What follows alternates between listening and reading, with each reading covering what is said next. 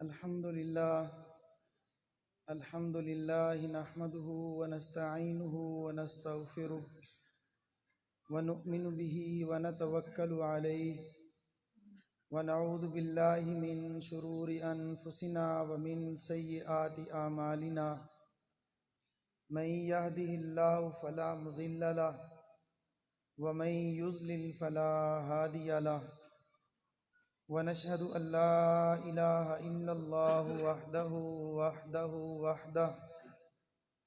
لا شريك له ولا مشير له ونشهد أن سيدنا وسندنا وطبيبنا وحبيبنا ومولانا محمدا عبده ورسوله أما بعد فأعوذ بالله من الشيطان الرجيم بسم الله الرحمن الرحيم قد أفلح من زكاها وقد خاب من دساها قال النبي صلى الله تعالى عليه وسلم المرء مع من أحبه قال النبي صلى الله تعالى عليه وسلم من تشبه بقوم فهو منهم أو كما قال عليه الصلاة والسلام صدق الله العظيم وصدق رسوله النبي الكريم ونحن على ذلك لمن الشاهدين والشاكرين والحمد لله رب العالمين اللهم صل على سيدنا ومولانا محمد وعلى آله وأصحابه وبارك وسلم استغفر الله تعالى ربي من كل ذنب وأتوب إليه استغفر الله تعالى ربي من كل ذنب وأتوب إليه استغفر الله تعالى ربي من كل ذنب وأتوب إليه خانقاہ اشرفیہ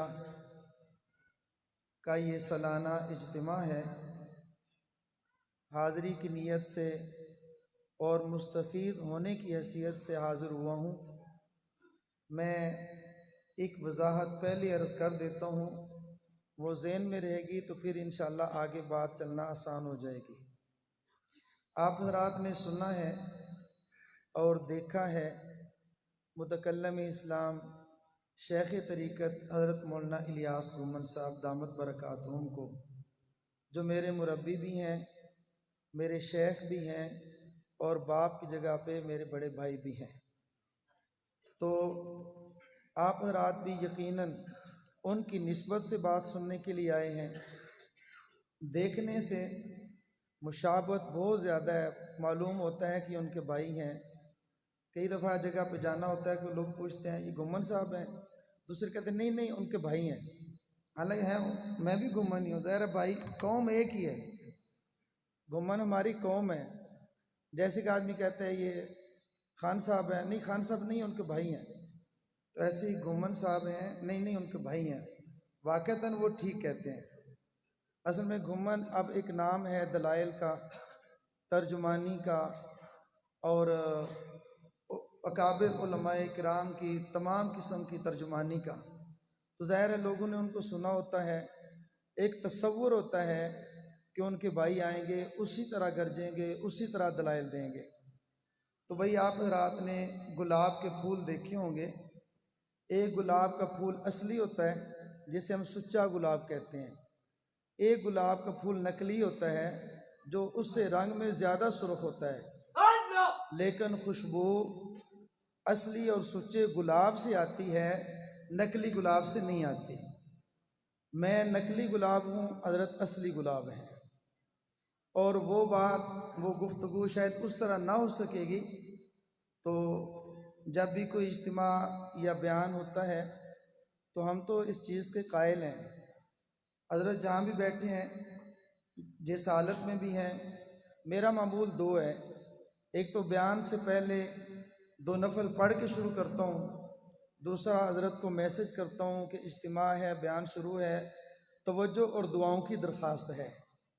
تو ان کی دعا سے، حضرت شیخ کی توجہ سے، اور تمام ہمارے اپنے بیٹھے ہوئے اکابرین کے جو گلدستہ یہاں پر سجا ہوا ہے، ان سے بھی درخواست کروں گا کہ ان کے قلوب بھی میری طرف متوجہ رہیں گے، اور اگر آپ حضرات نے کل سے بیٹھے ہوئے ہیں، جو بھی آپ حضرات نے پڑھا ہے، جو آپ حضرات نے ذکر کیا ہے، نفل پڑھے ہیں، تو اس کا ایصال ثواب ہمارے اکابرین سلسلہ چشتیہ، آپ ان کو نیت کریں، پھر ان کی ارواح ہماری طرف متوجہ ہوں گی انشاءاللہ۔ تو پھر امید ہے ان کی توجہ کی برکت سے اور اللہ جل جلالہ کی فضل سے کچھ ایسی بات شاید کہہ سکیں جس کی وجہ سے مجھے نفع ہو، اور میری زبان پر ایسے کلمات جاری ہو جائیں جس سے آپ رات کو بھی اللہ تعالیٰ نفع عطا فرما دیں۔ درود شریف پڑھ لیں۔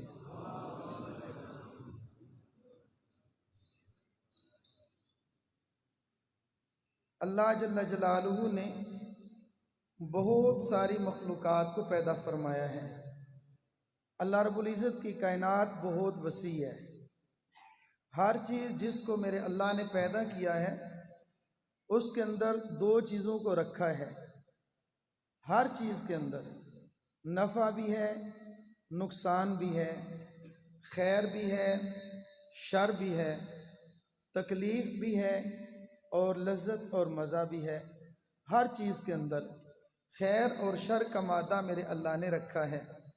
میں ایک دو مثالیں عرض کرتا ہوں تو انشاءاللہ زیادہ بات کھلے گی۔ جس طرح یہ بجلی ہے، بجلی ایک مخلوق ہے، یہ نفع دیتی ہے، اس نے بہت سارے کام آسان کر دیے ہیں، لیکن نقصان بھی دیتی ہے۔ کرنٹ لگ جائے نقصان بھی ہو جاتا ہے، شارٹ سرکٹ ہو جائے بڑی بڑی بلڈنگیں تباہ و برباد ہو جاتی ہیں۔ پانی ہے تو اس کے اندر پانی جب پیتے ہیں تو پیاس بجھانے کی صلاحیت اللہ رب العزت نے اس کے اندر رکھی ہے، اور پانی ہے تو اس کے اندر نقصان کی بھی صلاحیت ہے۔ ایک ایک چیز آپ حضرات اپنے علاقے کے اندر دیکھتے ہیں، ہر چیز میں نفع اور نقصان موجود ہے، لیکن ایک اصول اور دستور ہے کہ نفع کو حاصل کرنے کے لیے محنت اور مشقت کی ضرورت ہے، اور نقصان کو حاصل کرنے کے لیے محنت اور مشقت کی ضرورت بالکل بھی نہیں ہے۔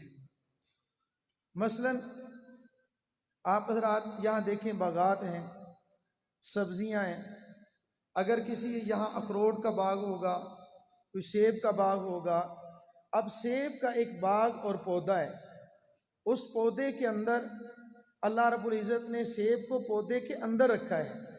سیب کا پودا ہے، اس کو پھول لگتے ہیں، پھر اس کے اوپر پھل لگتے ہیں، ہم لوگ اس سے نفع حاصل کرتے ہیں۔ اگر ہمارا یہ ارادہ ہو کہ ہم نے اپنے اس باغ سے جو سیب والا ہے اس سے اس کا پھل حاصل کرنا ہے، اس کے لیے ہمیں محنت کی ضرورت ہے۔ وہ محنت کیا ہے؟ گوڈی بھی کریں گے، کھاد بھی ڈالیں گے، پانی بھی لگائیں گے، اور اس کی کانٹ چھانٹ بھی کریں گے، سپرے وغیرہ بھی کریں گے۔ کتنی محنت پورا سال کرتے ہیں تو سال کے بعد وہ ہمیں پھل دیتا ہے۔ نفع کے لیے محنت کی ضرورت ہے۔ اگر ہم چاہتے ہیں کہ ہمیں نفع کی ضرورت نہیں ہے، اور وہ جو 5, 10, 20 پودے سیب کے ہیں اس کی گوڈی چھوڑ دیں، اس کو سپرے چھوڑ دیں، کھاد ڈالنا چھوڑ دیں، اور اس کو پانی لگانا چھوڑ دیں، تو وہ پودے خود بہت خشک ہو جائیں گے، اس کے اندر جو نفع کی صلاحیت تھی وہ بھی ختم ہو جائے گی۔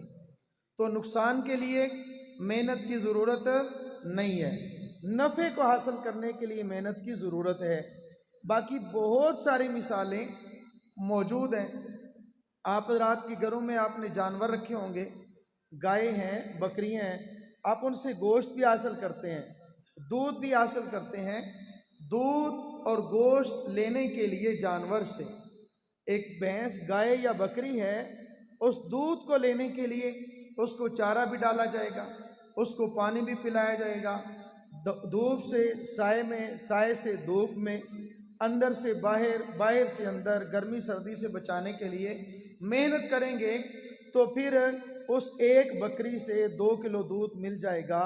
اگر یہ چاہتے ہیں ہمیں دودھ کی ضرورت نہیں ہے، آپ بکری کو باندھ دیں، اس کا پانی چھوڑ دیں، اس کی جو چارہ ہے وہ اس کو چھوڑ دیں، سردی میں پڑی ہے تو پڑی رہے، گرمی میں کھڑی ہے تو کھڑی رہے، خود بہت 2-4 دنوں میں بکری مر جائے گی اور اس سے نقصان خود بہت حاصل ہو جائے گا، اس کے لیے محنت کی ضرورت نہیں ہے۔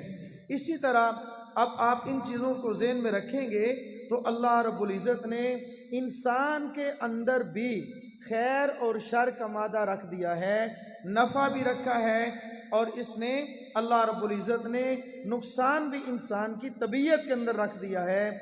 نفع کو حاصل کرنے کے لیے کتنی محنت کی ضرورت ہے اور یہ نفع کتنی اہمیت کا حامل ہے، یہ جو انسان سے نفع حاصل کیا جاتا ہے اس کو ہم لوگ اپنی زبان میں عربی کے اندر شریعت کی زبان میں اس کو تزکیہ کہتے ہیں۔ تزکیہ کیا ہے؟ اپنے آپ کو پاک کرنا۔ پاک کیا ہے؟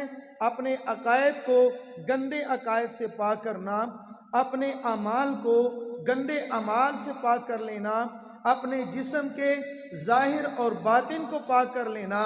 اس اپنے آپ کو پاک کرنے کی کتنی زیادہ اہمیت ہے، آپ پورا قرآن پڑھ لیں، پورا قرآن پڑھ لیں، قرآن کریم کے اندر کہیں بھی اتنی قسمیں کھا کر اللہ رب العزت نے کسی چیز کو مضبوط نہیں فرمایا، اتنی اہمیت کے ساتھ کسی چیز کو بیان نہیں فرمایا جتنا میرے اللہ نے تزکیہ کی اہمیت کو بیان فرمایا ہے۔ ایک قسم نہیں، 2 قسمیں نہیں، 3 نہیں، 4 نہیں، 10 نہیں، 14 بار اللہ رب العزت نے قسمیں اٹھا کر قسم کھا کے اللہ رب العزت نے اس تزکیے کی اہمیت کو بیان فرمایا ہے۔ فرمایا والشمس وضحاها والقمر اذا تلاها والنهار اذا جلاها واللیل اذا یغشاها والسماء وما بناها والارض وما طحاها ونفس وما سواها فألهمها فجورها وتقواها قد افلح من زکاها وقد خاب من دساها۔ میرے اللہ فرماتے ہیں قسم ہے والشمس وضحاها والقمر اذا تلاها والنهار اذا جلاها واللیل اذا یغشاها والسماء وما بناها والارض وما طحاها ونفس وما سواها۔ اللہ رب العزت فرماتے ہیں سورج کی قسم، سورج کی روشنی کی قسم، چاند کی قسم، رات کی قسم جب وہ چھا جائے، دن کی قسم جب اس کے اندھیرے چھٹ جائیں، زمین کی قسم جب اس کو بچھا دیا گیا، آسمان کی قسم جب اس کو بلندی دے دی گئی۔ قد افلح فألہمها فجورها وتقواها۔ فرمایا میں اللہ 14 قسمیں کھا کے کہتا ہوں ہم نے انسان کے دل کے اندر نفع کو بھی رکھا ہے، نقصان کو بھی رکھا ہے، گناہ کرنے کا مادہ بھی رکھا ہے، نیکی کرنے کا مادہ بھی رکھا ہے، دونوں چیزیں انسان کے اختیار میں رکھ دی ہیں۔ قد افلح من زکاها، کامیاب وہ ہے جس نے اپنے آپ کو پاک کر لیا، جس نے تزکیے کو حاصل کر لیا۔ اللہ کے پیغمبر حضرت محمد الرسول اللہ صلی اللہ تعالی علیہ وسلم کو اللہ رب العزت نے اپنے پیغمبر کو دنیا کے اندر بھیجا ہے تو بھیجنے کے 4 مقاصد کو بیان کیا ہے، ان میں سے ایک مقصد وَيُزَكِّيهِمْ، آپ میرے پیغمبر ان کا تزکیہ کریں گے۔ تزکیہ کن کا کرنا ہے؟ اور ان کے سامنے فرمایا یتلو علیہم آیاتک ویعلمہم الکتاب والحکمہ، تزکیہ بھی کرنا ہے، ان کے سامنے قرآن کو پڑھنا بھی ہے۔ ایک کو کم کر دیں، سادہ کر دیں۔ ان کے سامنے اللہ کے نبی صلی اللہ تعالی علیہ وسلم کے فریضہ رسالت میں پہلا کام قرآن کریم کی تلاوت، دوسرا کام قرآن کریم کے احکام کو سمجھانا، تیسرا کام حکمت کی باتیں بتانا، چوتھا کام تزکیہ کرنا۔ اب اگر تزکیہ اس کی ضرورت نہ ہوتی اللہ رب العزت 14 قسمیں کھا کے اس کے بارے میں ارشاد نہ فرماتے۔ اگر تزکیہ کی اہمیت اللہ کے ہاں نہ ہوتی، نبی کے ہاں نہ ہوتی، تو اس کے فریضہ رسالت کے طور پر میرے اللہ اس کے لیے بیان نہ فرماتے۔ اللہ کے نبی صلی اللہ تعالی علیہ وسلم کا جو فریضہ رسالت ہے اس میں سے ایک فریضہ اپنی امت کا تزکیہ کرنا ہے، اور تزکیہ کن کا کیا ہے؟ صحابہ کرام رضی اللہ تعالی عنہم اجمعین کا۔ اللہ کے نبی صلی اللہ تعالی علیہ وسلم نبی ہیں، آنے والے صحابہ کرام ہیں، ان کا تزکیہ اللہ کے نبی صلی اللہ تعالی علیہ وسلم فرما رہے ہیں۔ ظاہر کو بھی صحیح فرما رہے ہیں اور باطن کو بھی صحیح فرما رہے ہیں، باطن کی اصلاح بھی فرما رہے ہیں اور ظاہر کی اصلاح بھی فرما رہے ہیں۔ میرے محترم دوستو، تزکیہ ہوتا ہے، تزکیے کے لیے کچھ چیزوں کی ضرورت ہے۔ وہ چیزیں جس کو میں آپ کے سامنے دوسری آیت کے اندر اللہ رب العزت نے ارشاد فرمایا، یا ایھا الذین آمنوا قوا انفسکم واہلیکم نارا، اے ایمان والو اپنے آپ کو، اپنے جسم کو اور اپنے گھر والوں کو جہنم کی آگ سے بجھا لو۔ اس آیت کے اندر اللہ جل جلالہ ارشاد فرماتے ہیں، یا ایھا الذین آمنوا قوا انفسکم، اے ایمان والو اپنے آپ کو جہنم سے بچا لو۔ یہاں ایک لفظ ہے جو اس کا معنی انفسکم، انفس نفس کی جمع ہے۔ نفس کسے کہتے ہیں؟ دو چیزوں کا مجموعہ ہے، ایک روح ہے، ایک جسم ہے۔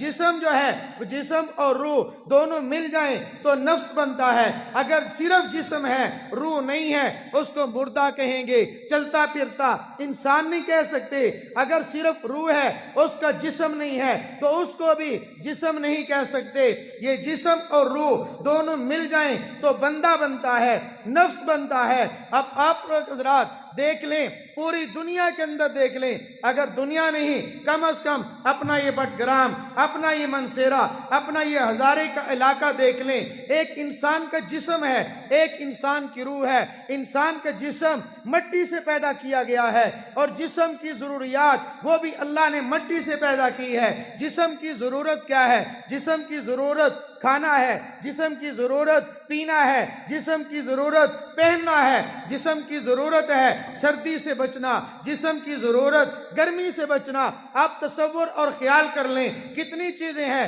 یہ زمین پر ساری کی ساری اگنے والی چیزیں انسان کی یا تو خوراک کا ذریعہ ہے یا انسان کے لباس کا ذریعہ ہے۔ ایک دودھ ہے، دودھ انسان کے جسم کی ضرورت ہے، اس کے لیے کتنے جانور پیدا کیے، جانوروں کی خوراک کو زمین سے پیدا کیا۔ تو کیا ہوگا؟ انسان زمین سے وہ فصلیں اگتی ہیں، فصل جانور کھاتا ہے، جانور دودھ دیتا ہے، یہ جسم کی ضرورت کو پوری کرتا ہے۔ انسان کو گوشت کی ضرورت ہے، اب گوشت کی ضرورت کے لیے یہ سارے جانور ہیں، جانور مٹی سے پیدا کیے گئے۔ انسان کی ضرورت کھانا ہے، کھانے کے اندر روٹی ہے یا جو بھی چیزیں ہیں۔ آپ حضرات میں خلاصے کے طور پر عرض کرتا ہوں، جتنی ضرورت انسان کی ہے ساری کی ساری زمین سے ہے، کیونکہ انسان کو مٹی سے پیدا کیا گیا اور مٹی سے ہی اس کی ضروریات کو پورا کیا گیا۔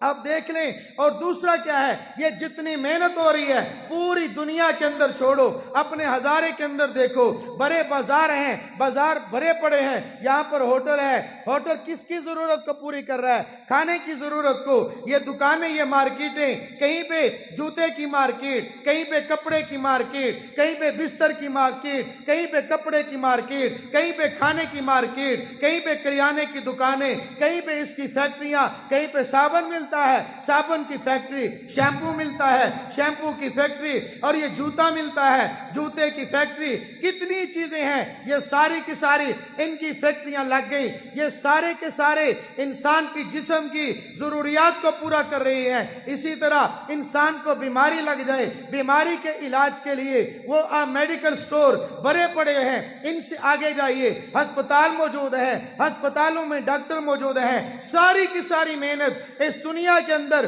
جسم پر ہو رہی ہے، جسم کی ضروریات کو پورا کرنے کے لیے ہو رہی ہے، یا جسم کو جن جن چیزوں سے بچانا ہے، چاہے گرمی چاہے سردی، اس پہ محنت ہو رہی ہے۔ دوسری چیز انسان کی روح ہے۔ روح کون سی چیز ہے؟ قل یسألونک عن الروح، اے میرے پیغمبر آپ سے پوچھتے ہیں یہ روح کیا چیز ہے؟ قل من امر ربی، آپ ان سے کہہ دو یہ روح میرے رب کا حکم ہے۔ یہ روح جو ہے آسمان سے آئی ہے، اور روح کی ضروریات یہ بھی آسمان سے آئی ہے۔ روح کی ضرورت کیا ہے؟ روح کی ضرورت ہے اس کو پاک کیا جائے، اس کو صاف کیا جائے، کفر سے، ارتداد سے، اس کو شرک سے پاک کیا جائے، اس کے لیے آیا ہے۔ اللہ کا قرآن نازل ہوا یہ ضرورت ہماری ضروریات کو پورا کرنے کے لیے، اور اس کے لیے روحانی بیماریاں ہیں۔ یہ جھوٹ بولنا، جھوٹ بولنا، غیبت کرنا، غلط سننا، غلط کرنا، یہ اس کی بیماریاں ہیں۔ بیماریوں کا علاج بھی اللہ نے قرآن کے اندر اپنے نبی کریم صلی اللہ تعالی علیہ وسلم کے ذریعے سے نازل کیا ہے۔ میرے محترم دوستو، اب دونوں چیزیں، ایک جسم ہے ایک روح ہے، دونوں میں سے اصل کون سی چیز ہے؟ اگر روح، جسم کے اندر روح موجود ہے، انسان کام کا ہے، چلتا بھی ہے، پھرتا بھی ہے، اٹھتا بھی ہے، بیٹھتا بھی ہے، کھاتا بھی ہے، پیتا بھی ہے، بولتا بھی ہے، چلتا بھی ہے، سفر بھی کرتا ہے۔ انسان کی روح جسم سے نکل جائے یہ نڈال پڑا ہے، بالکل بے جان پڑا ہے، بول نہیں سکتا، کھا نہیں سکتا، پی نہیں سکتا، کچھ کام کر نہیں سکتا۔ اس کا مطلب یہ ہے جب تک روح انسان کے جسم میں موجود ہے یہ جسم کام کا ہے، جب روح نکل گئی تو یہ ناکام ہو گیا، بالکل فضول پڑا ہے۔ لیکن میرے بھائیوں، میرے دوستوں، اس مٹنے والے، اس ختم ہونے والے جسم کے لیے کتنی محنت ہو رہی ہے۔ جسم کو ہم نے اصل سمجھ لیا، حالانکہ جسم اور روح کی مثال آپس میں یوں ہے جیسے ایک سواری ہو۔ سواری گاڑی کا نام ہے، سواری گھوڑے کا نام ہے، سواری اونٹ کا نام ہے، لیکن اس کے اوپر سوار ہونے والا ہمارا پیر بھی ہو سکتا ہے، ہمارا مرشد بھی ہو سکتا ہے، ہمارا استاد بھی ہو سکتا ہے۔ لیکن آج کتنی بدقسمتی کی بات، اگر کسی کے گھر میں آپ حضرات ماننے والے، آپ حضرات معتقد حضرت مولانا شیخ مکرم مولانا بلال صاحب ہیں، یہ آپ کے علاقے میں، آپ کے گھر میں تشریف لے جاتے ہیں، گاڑی پر بیٹھے ہیں، کوئی ان کے گاڑی کے ٹائروں کو صاف کر رہا ہے۔ بھئی ٹائروں کو صاف کیوں کر رہے ہو؟ میرے حضرت کی گاڑی، کسی نے اس کے اوپر شیشے کو صاف کر دیا، بھئی شیشہ کیوں صاف کر رہے ہو؟ میرے حضرت کی گاڑی، اب گاڑی کو اس کے اوپر پرفیوم پھینکا جا رہا ہے، بھئی کیوں پرفیوم لگا رہے ہو؟ میرے حضرت کی گاڑی ہے۔ حضرت کہاں ہے؟ حضرت کی طرف توجہ ہی نہیں ہے، حضرت وہاں پہ کھڑے ہیں اور بالکل پریشان کھڑے ہیں، بھئی مجھے بتاؤ میں نے بیٹھنا کہاں، مجھے بتاؤ میں نے جانا کہاں، مجھے بتاؤ میں نے کرنا کیا، مجھے بتاؤ تمہارے گھر کی گلی کس طرف ہے۔ نہیں، حضرت پہلے آپ کی گاڑی کو صاف کر لیں، آپ کی گاڑی کو ہم لوگ پیٹرول ڈالیں، گاڑی کے اوپر محنت ہو رہی ہے، حضرت کی طرف توجہ نہیں دی جا رہی۔ یہ انصاف نہیں ہے، یہ بے انصافی ہے۔ میرے محترم دوستو، روح سوار ہے، روح سوار ہے، جسم سواری ہے۔ ہم نے جسم کو سوارنے کے لیے کپڑے تو اچھے کر لیے، لباس اچھا کر لیا، گھر اچھا بنا لیا، بستر اچھا لے لیا، جوتا اچھا پہن لیا، لیکن جو سواری تھی اس کو ہم نے چھوڑ دیا، اس کی ضروریات کا خیال نہیں کیا۔ جسم بیمار ہو علاج کے لیے ہسپتال جایا جاتا ہے، جسم کی ضرورت ہو اس کے لیے وہاں پہ بازاروں میں جایا جاتا ہے، لیکن روح بیمار ہو اس کے علاج کے لیے ڈاکٹر کے پاس جائیں گے۔ جو جسمانی مرض کا علاج کرے اسے ڈاکٹر کہتے ہیں، اسے حکیم کہتے ہیں۔ جو روحانی بیماریوں کا علاج کرے اسے شیخ کہتے ہیں، اسے پیر کہتے ہیں، اسے مرشد کہتے ہیں۔ میرے دوستو، اور جہاں پہ علاج ہوتا ہے اسے خانقاہ کہتے ہیں، جہاں پہ ڈاکٹری علاج ہو اس کو ہسپتال کہتے ہیں، اس کو مطب کہتے ہیں، اس کو دارالحکمت کہتے ہیں۔ وہ جگہ جہاں پہ روحانی بیماریوں کا علاج ہوتا ہو اس کو خانقاہ کہتے ہیں، اور جو علاج کرتا ہو اس کو مرشد کہتے ہیں۔ میرے بھائیوں، مرشد کی ضرورت اس لیے بھی ضروری ہے، آپ نے علم پڑھا ہوگا، علماء سے میں ایک بات عرض کرتا ہوں، علم معلومات کا نام ہے، خانقاہ یعنی مدرسہ جس میں صرف پڑھایا جائے وہ معلومات کا نام ہے، خانقاہ جو ہے معمولات کا نام ہے۔ جب تک علم ہے، علم کے مطابق عمل نہیں، وہ علم کسی کام نہیں آتا، وہ علم کس کام کا جس میں رب کی پہچان پیدا نہ ہو، وہ علم کس کام کا جس میں رب کا تعارف نہ ہو، وہ علم کس کام کا جو عمل پہ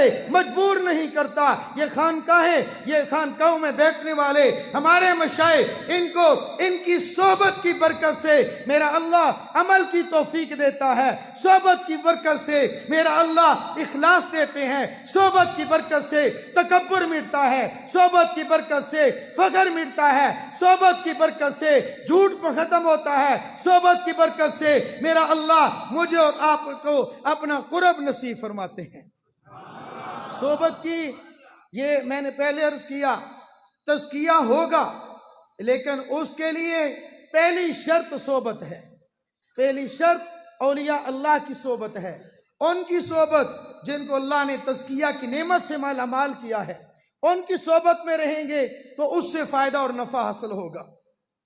اس کی ہمارے شیخ، ہمارے دادا پیر حضرت شاہ حکیم اختر صاحب رحمت اللہ علیہ حضرت ارشاد فرماتے تھے صحبت کی اہمیت کیا ہے، صحبت کی فضیلت کیا ہے، اور صحبت کی قدر اور قیمت کیا ہے۔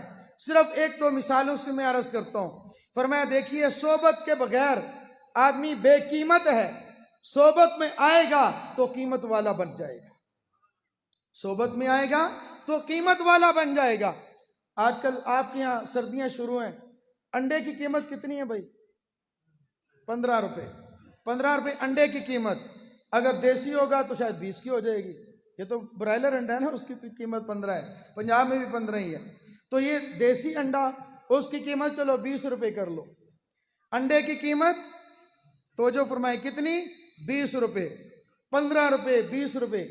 20 والا انڈا 21 دن مرغی کی صحبت میں رہے، اپنے آپ کو مٹا دے، تو پھر اس سے جو بچہ پیدا ہوتا ہے اس کی قیمت 500 روپے ہوتی ہے۔ صحبت میں جب تک نہیں گیا اس کی قیمت 20 روپے، جب 21 دن صحبت میں گزارے تو اس کی قیمت 500 روپے بن جاتی ہے۔ یہ 500 روپے صحبت کی برکت سے اس کی قیمت لگی ہے۔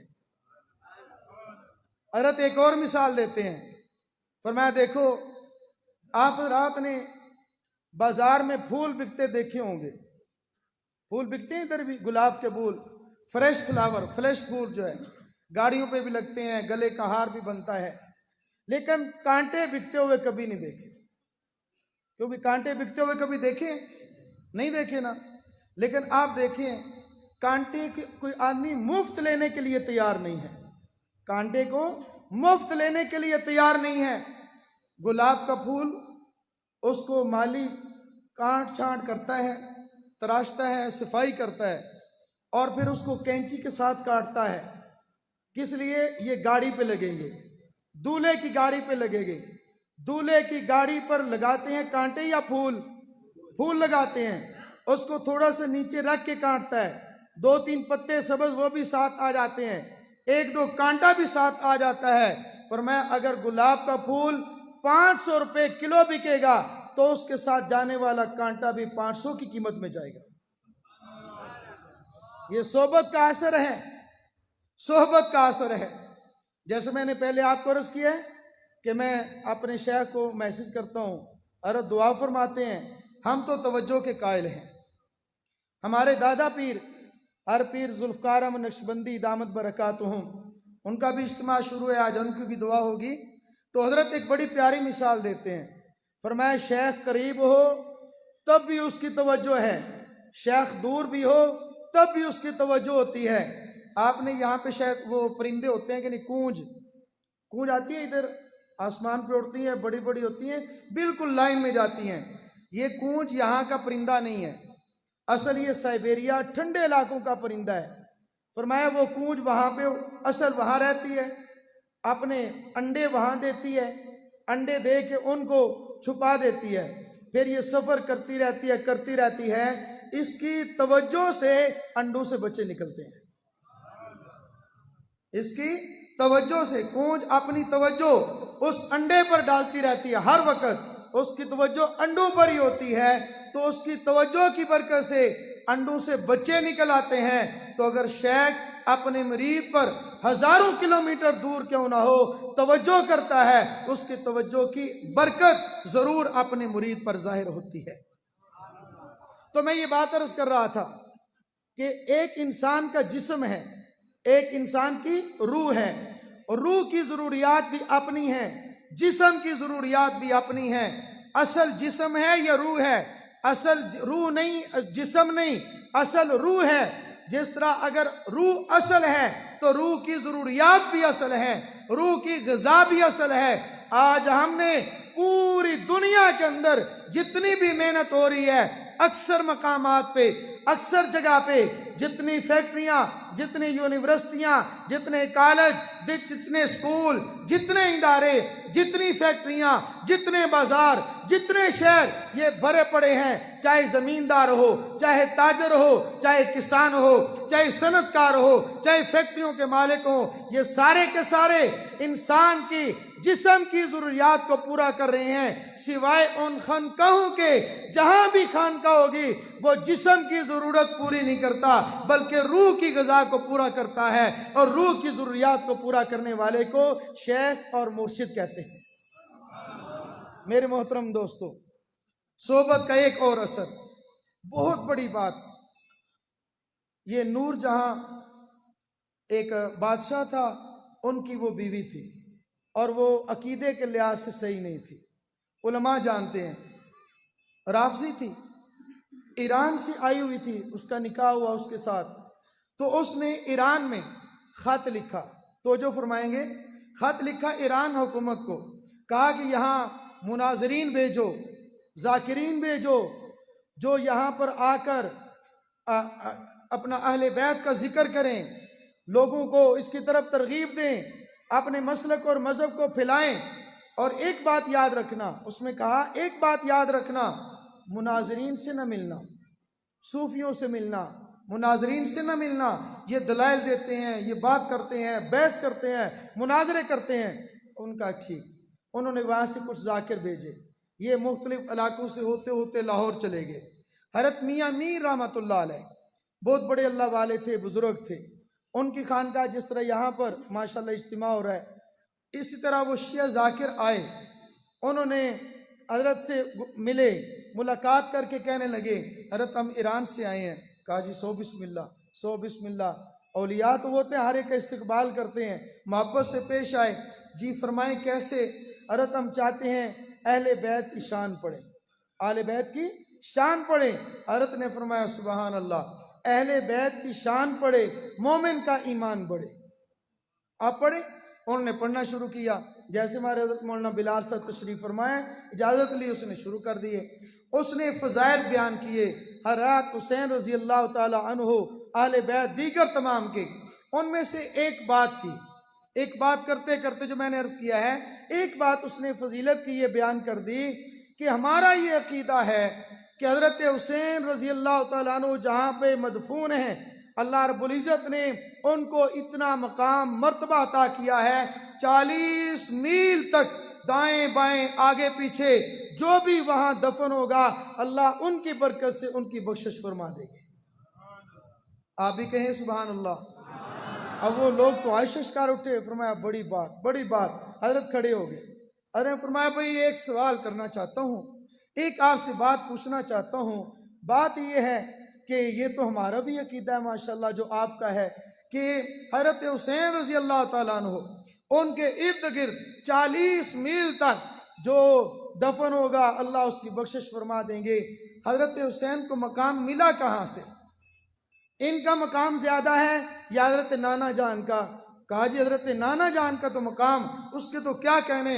فرمایا بیٹا حضرت حسین کے پاس 40 میل تک دفن کیا ہوا بخشا جائے گا تو نانا کے دائیں بائیں والے بھی نہیں بخشے جائیں گے؟ نانا کے دائیں بائیں والے بھی نہیں بخشے جائیں گے؟ جو جب سے پیدا ہوئے صحبت میں ہیں، اب ان کے دائیں بائیں پڑے ہیں، جب اٹھیں گے تو ان کی صحبت میں اٹھیں گے۔ اللہ کی نبی صلی اللہ تعالیٰ علیہ وسلم نے فرمایا المرء مع من احبا، المرء مع من احبا، دنیا میں جس سے کوئی محبت کرے گا اسی کے ساتھ اس کا حشر و نشر ہوگا۔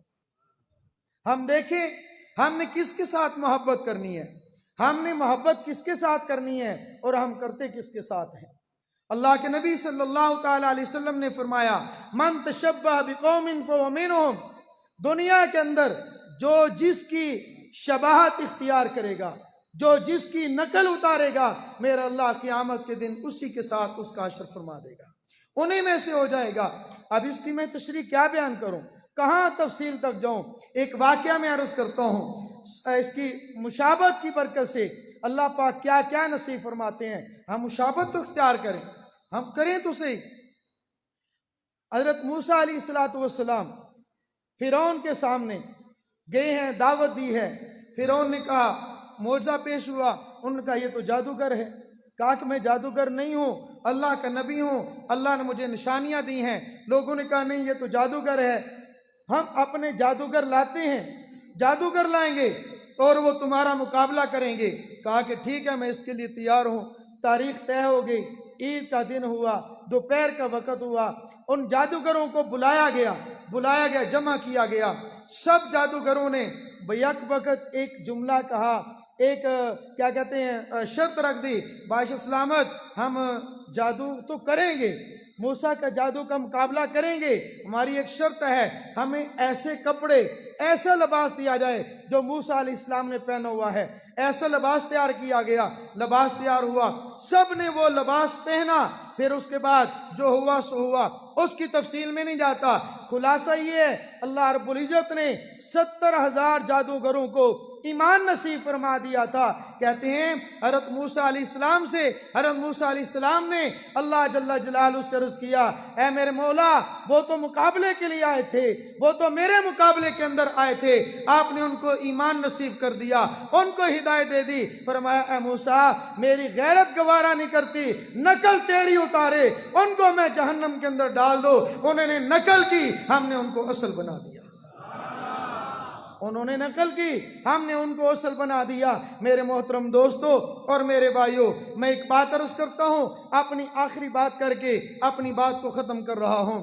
میرے اپنے وہ لوگ، میرے وہ مسلمان بھائی جو ہم نبی کریم صلی اللہ تعالی علیہ وسلم کی امتی ہیں، نبی کا کلمہ پڑھنے والے ہیں، آج پوری دنیا کے اندر شور ہے، پوری دنیا کے اندر واویلا ہے، پوری دنیا کے اندر ہر کلمہ گو مسلمان سراپا احتجاج ہے۔ میں کہتا ہوں میں سیاسی بات نہیں کرتا، میں دوسری بات نہیں کرتا، آپ کسی اس طرف نہ لے جائیں، لیکن ایک بات میں عرض کرتا ہوں میرے بھائیوں، یہاں مجھے کوئی نہیں جانتا، میرا کوئی دوست نہیں ہے، میرا کوئی واقف نہیں ہے، میرا کوئی معتقد نہیں ہے، میں نہیں جانتا سوائے حضرت بلال صاحب سے، ان کے بیٹے صاحبزادہ نعمان صاحب سے، اور بھی ہوں گے علاقے کے اندر، مجھے جانتے ہوں گے لیکن میں نہیں جانتا۔ میں کہتا ہوں اس علاقے کے اندر میں یہاں پر آیا ہوں، آپ سب لوگ یہاں پر کھڑے ہو کر مجھے گالیاں دیں، مجھے پتھر ماریں، مجھے تھپڑ ماریں، میں مسجد کے اندر بیٹھ کر کہتا ہوں مجھے ان تھپڑوں کی پرواہ نہیں ہے،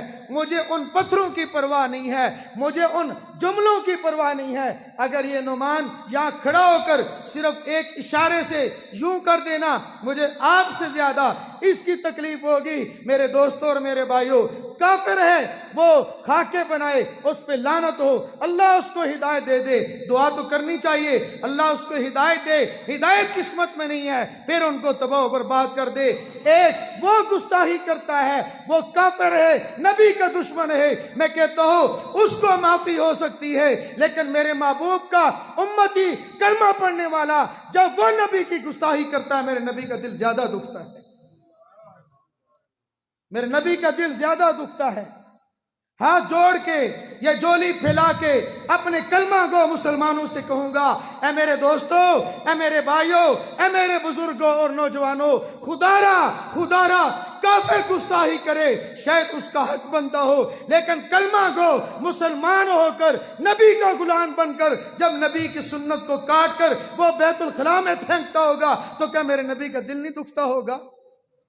میرا اپنا ذوق ہے، میں اپنے دل کی بات کرتا ہوں، وہ کافر خاکہ بھی بنائے، وہ کافر گالیاں بھی دے تو میرے محبوب کو اتنی تکلیف نہیں ہوگی جتنی کلمہ گو مسلمان سے تکلیف ہوتی ہے جب وہ کافروں کی شکل اپنائے، غیروں کی شکل اپنائے، میرے نبی کے چہرے سے محبت نہیں کرتا۔ میرے اور آپ کے پاس ہے کیا؟ میرے اور آپ کے پاس ہے کیا؟ مسجد میں بیٹھا ہو، سوائے نبی کی محبت کے ہمارے سوا اور کچھ نہیں ہے، ہمارے پاس کچھ نہیں ہے جس کو ہم کل اللہ کے دربار میں پیش کر سکیں۔ کیا میری نماز، میرا روزہ، میرا تہجد، میرا نفل، میرا حج، میری زکوٰۃ اس قابل ہے کہ میں یہ کہہ سکوں اے اللہ میں اعمال لے کے آیا ہوں، میرے اعمال کو قبول کر لو؟ نہیں میرے دوستو، سوائے اس کے حضرت محمد الرسول اللہ صلی اللہ تعالیٰ علیہ وسلم کی محبت، میرے نبی کی شفاعت ایسی چیز ہے، میرے نبی جس کی شفاعت کریں گے اس کی بخشش ہو جائے گی، اس کا کام بن جائے گا۔ میں لمبی بات نہیں کرتا، میں ایک واقعہ اکثر عرض کیا کرتا ہوں، آپ حضرات کی خدمت میں بھی عرض کر دیتا ہوں، اپنی آپ بیتی ہے، امید ہے کہ آپ کو بھی سمجھ آ جائے گی۔ ایک دفعہ بیرون کا سفر ہوا، دبئی ایئرپورٹ پر بیٹھے ہیں، ایک نوجوان آیا، توجہ فرمائیں گے، ایک نوجوان آیا، رمضان کا مہینہ ہے، میں حافظ نہیں ہوں، میں نے قرآن کریم کو موبائل کھولا ہوا ہے، تلاوت کر رہا ہوں۔ نوجوان آیا، کہتا ہے کہ حضرت جی میں سر جی اپنا بیگ ہے یہ پڑا ہے تو میں واش روم سے ہوں، میں نے کہا ہو بیگ پڑا رہے، ٹھیک ہے۔ اب وہ واپس آیا، میں پھر تلاوت کر رہا ہوں، اس نے آ کر دیکھا، میرے ساتھ بیٹھ گیا، دیکھا نا تلاوت کر رہا ہے، تو مجھ سے پوچھتا ہے آپ حافظ نہیں ہیں؟ توجہ فرمائیں گے، جملوں پہ توجہ کرنا، غور کرنا، ہنسنا نہیں ہے۔ وہ کیا کہتے ہیں؟ آپ حافظ نہیں ہیں؟ میں نے کہا جی نہیں۔ کہتا ہے لگتے تو حافظ ہیں۔ کیا لگتے تو حافظ ہیں؟ اس سے الٹ وہ خود تعارف کروانے لگا، کہتا میرا نام یہ ہے، میں لاہور کا رہنے والا ہوں اور میں حافظ قرآن ہوں۔ میں نے کہا آپ حافظ لگتے تو نہیں ہیں۔ وجہ کیا تھی؟ لگتا نہیں تھا، دیکھنے سے حافظ قرآن لگتا نہیں ہے۔ اس وقت سے آج تک اکثر یہ کیفیت عجیب پیدا ہو جاتی ہے۔ کبھی کبھی میں سوچتا ہوں کال قیامت کا دن ہو، اللہ کے نبی صلی اللہ علیہ وسلم حوض کوثر پر تشریف فرما ہو، ہم لوگ لائن لگا کر جا رہے ہوں، اللہ کے نبی صلی اللہ علیہ وسلم حوض کوثر سے پانی لیں، ہمارے برتن میں ڈال دیں، ہمیں پلا دیں، میں بھی جاؤں آپ بھی جائیں، قیامت کے دن لائن لگی ہوئی ہو، عرض کریں یا رسول اللہ پانی کا پیالہ مجھے بھی دے دیں۔ فرمایا تم کون ہو؟ یا رسول اللہ آپ کی امتی ہیں۔ اگر فرما دیا تم لگتے تو نہیں ہو، بتاؤ کیا جواب ہوگا؟ کوئی ہے جواب میرے اور آپ کے پاس؟ میرے پاس اس کا سوال کا جواب نہیں ہے۔ میرے محترم دوستو، ہم کب تک غیروں کی شکلیں اپنائیں گے؟ ہم کب تک داڑیاں مڈا کے نبی کے دل کو دکھائیں گے؟ ہم کب تک یہ گھٹنوں سے نیچے شلواریں کر کے غیر کے لباس پہن کر اپنے محبوب کا دل دکھائیں گے؟ زندگی گزر جائے گی، لمحے بیت جائیں گے، گاڑی ہوگی تب بھی، نہیں ہوگی تب بھی، داڑھی کٹائی تب بھی، نہیں کٹائی تب بھی۔ میں صرف اپنے آج آپ کے سامنے سنا ہے کہ سرحد والے، سنا ہے کے پی کے والے، سنا ہے پشتون علاقے والے اپنے مہمان کی بڑی رعایت کرتے ہیں، بڑی رعایت کرتے ہیں، مہمان کی میں نوازی کرتے ہیں۔ وہ کہے کہ میں نے سونا ہے، کہتے ہیں سو جاؤ، وہ کہتے ہیں میں نے اٹھنا ہے تو اٹھ جاؤ، مہمان کی خواہشات کو پورا کرتے ہیں۔ آپ آج مہمان ہونے کی حیثیت سے، حضرت کا غلام ہونے کی حیثیت سے، اپنے نبی کا نوکر اور چاکر ہونے کی حیثیت سے میں اپنی آج یہ جھولی، خالی جھولی آپ کے سامنے پھیلاتا ہوں۔ یہ جھولی میراثی ہونے کی حیثیت سے، غلام ہونے کی حیثیت سے پھیلاتا ہوں۔ کوئی نوجوان، کوئی بزرگ آج اس میری جھولی میں سنت رسول کی بھیک ڈال دے، میری اس جھولی میں سنت رسول کی بھیک ڈال دے، کھڑے ہو کر ارادہ کر دے کہ میں انشاءاللہ اپنی داڑھی بڑھا کر اپنے محبوب کے دل کو خوش کر دوں گا۔ ارادہ فرمائے ماشاءاللہ، کھڑے ہو جائے، کھڑے ہو کر ارادہ کرے۔ جن کی داڑیاں ہیں وہ نہیں، جزاک اللہ، اللہ پاک خوش رکھے، جزاک اللہ، جزاک اللہ، جزاک اللہ، جزاک اللہ، جزاک اللہ، اللہ پاک خوش رکھے، جزاک اللہ۔ جی میرے بھائیو، اللہ خوش رکھے، اللہ خوش رکھے۔ زندگی گزر جائے گی، یہ چار بال ہوں گے تب بھی گزر جائے گی، نہیں ہوگی تب بھی گزر جائیں گے، تب بھی گزر جائے گی۔ تو کیوں نہ نبی کی سنت کے مطابق گزر جائے، کیوں نہ یہ چہرہ حضرت رسول اللہ صلی اللہ علیہ وسلم کے طریقے کے مطابق گزر جائے۔ داڑھی رکھیں گے، نبی والا حسن آ جائے گا، نبی والا حسن آ جائے گا۔ میرے نبی کا حسن کتنا حسین ہے، کیا حسن ہے۔ آپ کو ایک جملہ دے کے جاتا ہوں، اپنی بات اسی پہ ختم کر رہا ہوں۔ میرے نبی کا حسن کیا حسن ہے، حضرت اما عائشہ صدیقہ سے پوچھو، اما عائشہ صدیقہ سے پوچھو۔ اما عائشہ سے پوچھا میری ماں کون زیادہ حسین تھے، حضرت یوسف علیہ السلام یا حضرت رسول اللہ صلی اللہ علیہ وسلم؟ میری ماں نے بھی کیا خوب جواب دیا، کیا کیا تقابل کرتے ہو، مقابلہ کرتے ہو حضرت یوسف سے۔ ان کو دیکھا مصر والیوں نے انگلیاں کٹا لی، پرواہ نہیں ہے۔ جس نے حسن محمد کو دیکھا گردن کٹا لی، پرواہ نہیں ہے۔ میں ایک جملہ بڑھ کے عرض کرتا ہوں، آپ سے نہیں اپنی ماں سے روحانی طور پر اجازت لے کر میں کہتا ہوں، میری اماں آپ نے یہ فرمایا جس نے میرے محبوب کو دیکھا اس نے گردن کٹا لی۔ میں بیٹا ہوں، بیٹے بات کر دیتے ہیں، حاشیہ لگا دیتے ہیں، شرح کر دیتے ہیں۔ اے ماں اجازت ہو تو میں یہ کہتا ہوں 1500 سال گزر گئے، جس نے آج دیکھا نہیں وہ بن دیکھے محبوب کے حسن پر گردن کٹا رہا ہے۔ آج بھی گردن کٹ رہی ہے حسن محمد صلی اللہ علیہ وسلم پر۔ کوئی کہتا ہے، کوئی کچھ کہے گا، حسن کیا ہے مجھ سے پوچھو۔ ایک جملہ دیتا ہوں، اے بٹگرام کے مسلمانوں، منصیرہ کے لوگوں، ایک جملہ ہے دل کی تختی پر نوٹ کر لو۔ میرے نبی کا حسن وہ حسن ہے جس کے در پہ جا کے حسن اپنے حسن کی بھیک مانگتا ہے۔ پھر دوہرا دیتا ہوں، میرے نبی کا حسن وہ حسن ہے جس کے در پہ جا کے حسن نے اپنے حسن کی بھیک مانگی ہے۔ جتنے دنیا کائنات کے اندر جس کو جتنا حسن ملا میرے محبوب کے حسن کے قدموں سے بھیک میں ملا ہے، تو جس کے پاس سارا حسن ہوگا وہ کتنا حسین ہوگا۔ اپنے چہروں کو نبی جیسا بنا لو، اتنا حسن والا اس کے چہرے پر میرے محبوب نے کہا حسین چہرہ داڑھی کے بغیر ہو ہی نہیں سکتا، داڑھی کے بغیر ہو ہی نہیں سکتا۔ ہم اپنے چہروں کو حسین بنا لیں، اپنی شکلوں کو حسین بنا لیں، اپنے لباس کو سنت کے مطابق بنا لیں، تو میرا اللہ یہ ساری چیزیں کہاں سے ملتی ہیں؟ یہ خانقاہوں سے ملتی ہیں، یہ مشائخ سے ملتی ہیں، یہ اہل اللہ کی صحبت سے ملتی ہیں، حضرات کی برکت سے ملتی ہے۔ جو اللہ کی رحمت ان بزرگوں پر نازل ہوتی ہے، صحبت میں بیٹھیں گے تو وہ ہمارے اوپر بھی نازل ہوگی۔ حضرت نانوتوی رحمت اللہ علیہ، ان کے غلام تھے، خادم تھے، ان سے ایک سوال کیا۔ حضرت بعض لوگ یہ کہتے ہیں کہ حضرت کی قبر ہے، مجھے بھی وہاں دفن کرنا، ان کے ساتھ میری بھی قبر بنانا۔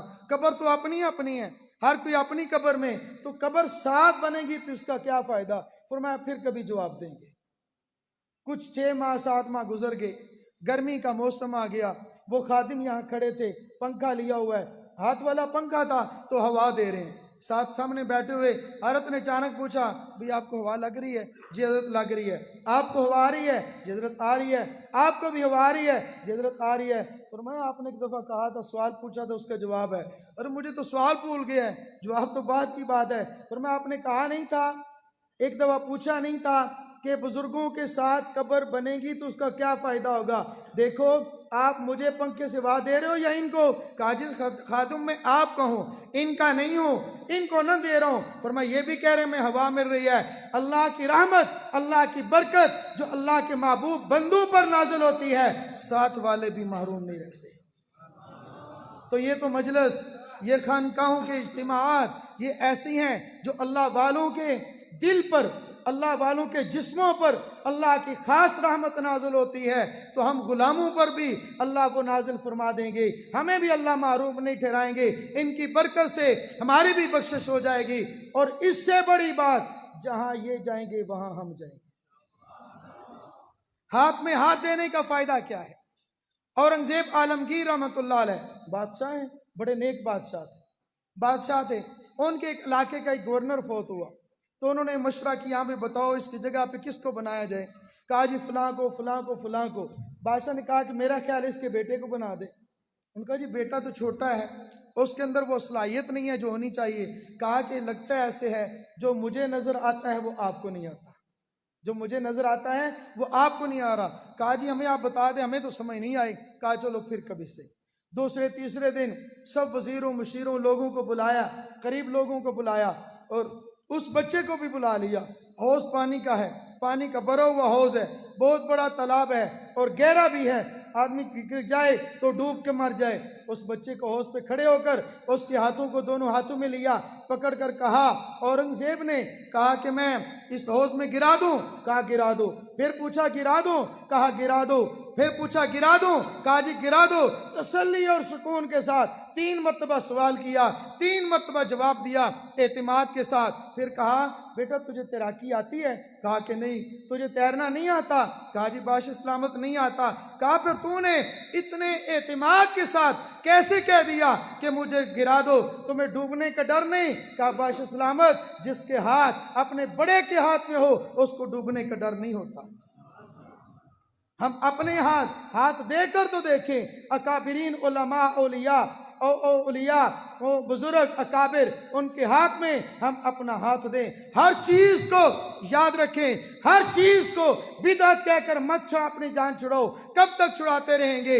بدعت کی تعریف سمجھیں، تعریف اور ہے، ہم جس نے ذکر کر لیا یہ بھی بدعت ہے، اللہ اللہ کر لیا یہ بھی بدعت ہے۔ میرے دوستو ہر چیز بدعت نہیں ہے۔ صرف اتنا عرض کرتا ہوں، ہمارے دادا پیر حضرت شیخ ذوالفقار احمد صاحب نقشبندی دامت برکاتہم فرماتے ہیں، میں ایک دفعہ مجلس میں تھا، میں نے اللہ پر ذکر پر بیان کیا، بیان کے بعد ایک آدمی قریب کھڑا ہو کر کہتا ہے حضرت آپ بھی ہر بیان میں اللہ اللہ کی بات کرتے ہیں، کوئی اور بھی کر لیا کریں۔ سنیں توجہ فرمائے، کیا کہا؟ ہر وقت اللہ اللہ کی بات کرتے ہیں، کچھ اور بھی کر لیا کریں۔ فرمایا کل یہ شکایت میرے اللہ کو لگا دینا، کل یہ شکایت میرے اللہ کو لگا دینا، آپ کا میری ذات پہ احسان ہوگا۔ بیٹا آپ کی شکایت ہوگی، میرے لیے شہادت ہوگی، مجھے اس کے علاوہ اور کیا چاہیے؟ میرے دوستو اور میرے بھائیوں، ہم ذکر کو اپنا مزاج بنائیں، ہم ذکر کو اپنی عادت بنائیں، چلتے پھرتے اٹھتے بیٹھتے ہم اللہ اللہ کریں، اللہ کی یاد اللہ کا ذکر ہر وقت کریں۔ ایک بات یاد رکھنا، اللہ کا ذکر اس زبان پہ ہی جاری ہوگا جس زبان سے میرے اللہ محبت فرمائیں گے، اس دل پہ اس میں ذات کا ذکر جاری ہوگا جس سے میرے اللہ اپنے محبت کی تجلی فرمائیں گے، میرا اللہ پسند کریں گے، میرا نام لے لے، پھر اللہ نام کی محبت کی اور نام لینے کی توفیق عطا فرما دیتے ہیں۔ خوش قسمت ہیں وہ لوگ اس دور کے اندر بھی جو اللہ اللہ کی مجالس، اللہ اللہ کے نام لیتے ہیں، اللہ اللہ کی مجالس اختیار کرتے ہیں اور ان کا انعقاد کرتے ہیں۔ میرا اللہ مجھے بھی اور آپ کو بھی اپنا نام کثرت کے ساتھ لینے کی توفیق عطا فرمائے۔ حضرت نے حکم فرمایا تھا تھوڑا سا ذکر کروا دیں گے، درود شریف پڑھ لیں تو میں انشاءاللہ ذکر بھی کروں۔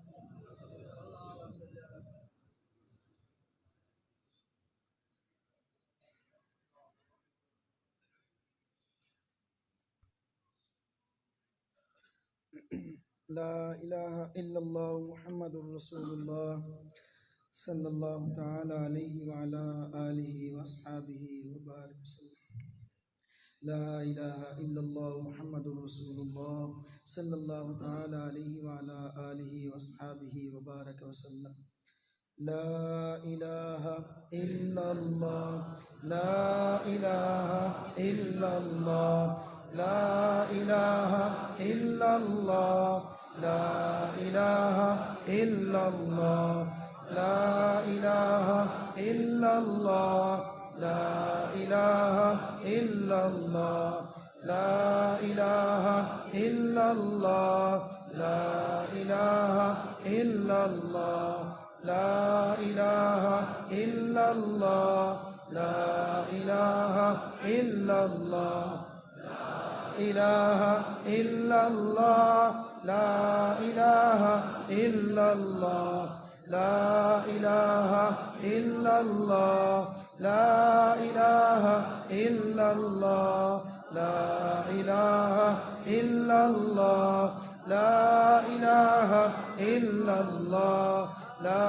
الہ الا اللہ، لا الہ الا اللہ، لا الہ الا اللہ، محمد الرسول اللہ صلی اللہ تعالی علیہ وعلا آلہ واصحابہ وبارک وسلم۔